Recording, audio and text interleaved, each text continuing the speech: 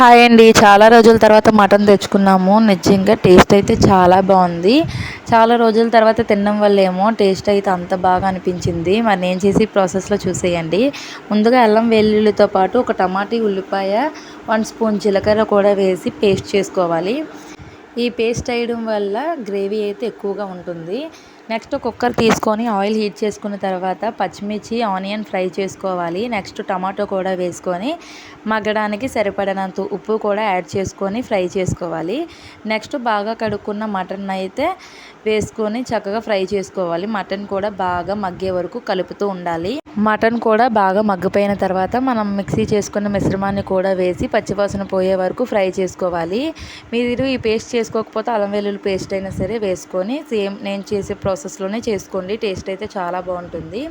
Next ఇలా oil పైకి తేలుతున్నప్పుడే 1 spoon garam masala, 1 table spoon కారం కూడా వేసుకొని చక్కగా అటు ఇటు అడుగంటుకుంటా కలుపుకోవాలి.